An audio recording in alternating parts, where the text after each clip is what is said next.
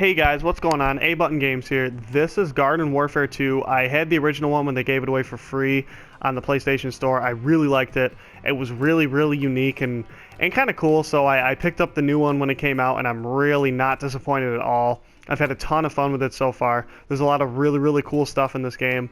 They added a bunch of new characters. For those of you who are familiar with the original one, they added a whole bunch of new characters. For those of you who have never played the original one or just wondering what this one's all about, it's basically, it's not a first-person shooter, it's a third-person shooter. It's over the shoulder like this, as you're seeing right now. It's like it says in the name, it's Plants vs. Zombies. So really, there's plant-type characters that all have their special little skills, and then there's zombie-type characters that have their own set of skills and things like that. And you basically just got to, it's usually objective-based game modes. This one I think is just team deathmatch. This is the one I just put in. I'm about to get rocked though. This guy heals me. There's team-based games. There's, you know, the usual capture the flag stuff. Holy gosh. Capture the flag.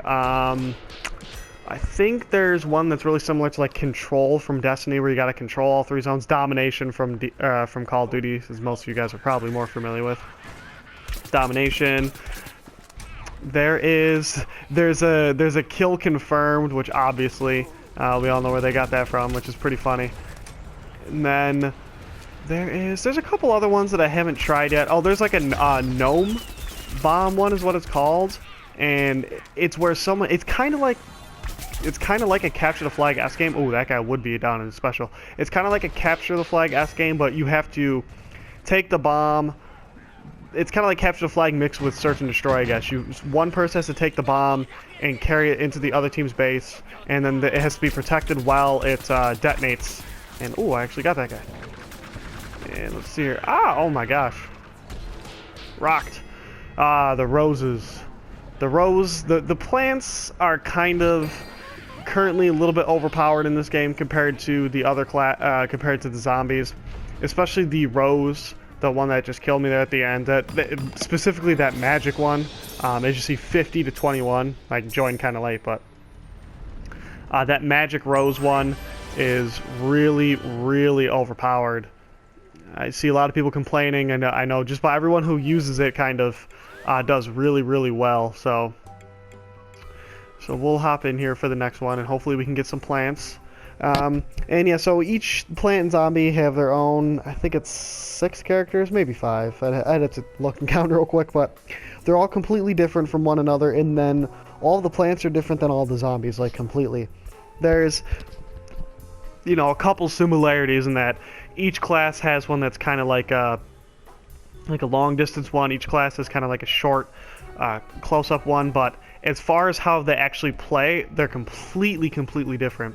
The plants have a really unique one that's like it's just like a giant, I don't even know what kind of plant it's supposed to be. The closest thing I can think of is like those plants in Mario that shoot the fireballs at you. It's basically like that. It's one of those things you kind of dig underground and you kill people one hit if you can sneak up and hit them from behind. So it's kind of fun to use. It's like a more stealthy class. Then there's classes that are just kind of like use chain guns and stuff, where you're just standing there in front just getting hit. Hopefully you got a healer and stuff. And then of course there's healers. Each one has a healer. I think the plants is the sunflower, and for the zombies, it's either called the scientist or the doctor or something like that. So we'll see. And there's a lot of different maps and stuff like that, so that's cool. I've been playing this game a little bit. I've been playing the single-player campaign a lot, just because it's pretty cool that they added that in here. I kind of wanted to see how it worked. They made it so that when you gain experience and stuff like that in the single-player thing, it carries over into multiplayer. Now, leveling up the classes doesn't really do anything as far as I can tell. It doesn't really matter. So, you know, if you and me have the same character, my guy's level 90 something, and yours is only level 1, as far as I know, they perform the same. I don't think there's any advantages to leveling them up. So I don't really know what the point of having them level up is, I guess, but, you know, it's kind of a cool thing. Kind of keeps you going.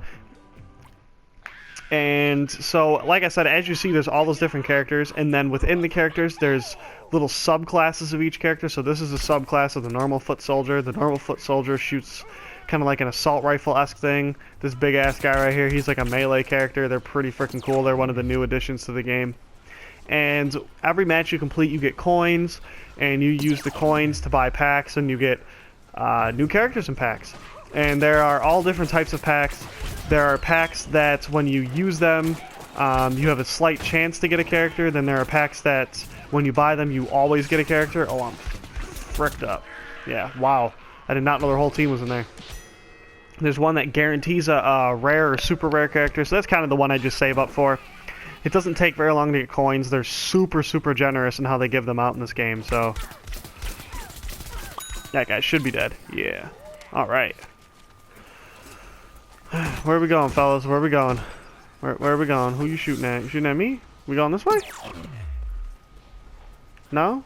Is there even anything? There's nothing over here. Don't follow me. I don't know where I'm going. Shit. It's got to be over here. Yeah, follow these guys. They know where they're going. I have no idea. And then at the bottom right, you see the skills. L1, triangle, and R1. R1 is kind of like your really, really special one. Chances are if you hit somebody with it, they're going to die kind of like that right there. Oh, I got two of them. Look at that. It's kind of like that. So that's pretty cool. And then L1 is and this guy, it's like a little smoke grenade type thing. It's pretty cool. It makes so they can't really see, and if they step into it, it slows them down and does a tiny bit of damage. It's not supposed to be for killing, but every now and then, you know, if you catch somebody in a weird spot with it, you can definitely kill them. And then triangle is kind of like a special little jump for me, like this. Boom! That was sweet. Jumped up, suicided the frickin' Rose, and then of course you can revive people like any other game. You can shoot while you're reviving too, which is always fun. We're just gonna throw that over there. So as you see, it does like 2 damage, 2 damage, 2 damage. So it doesn't really do very much at all, but you can get a lot of assists with it and stuff like that.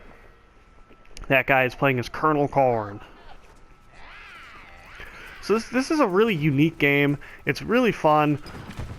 It's kind of fun for me to switch it up from this and Call of Duty every now and then, because this one's just totally different. We are getting spawn trapped right here.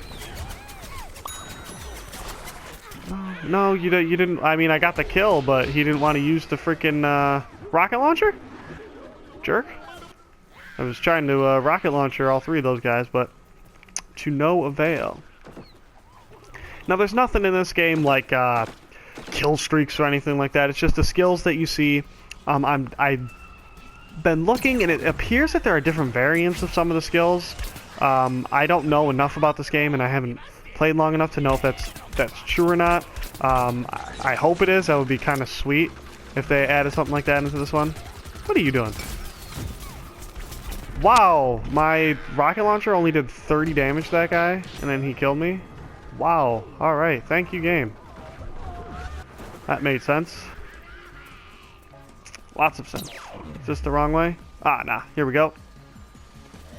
Let's go. Hey, we're almost winning. We're at 46.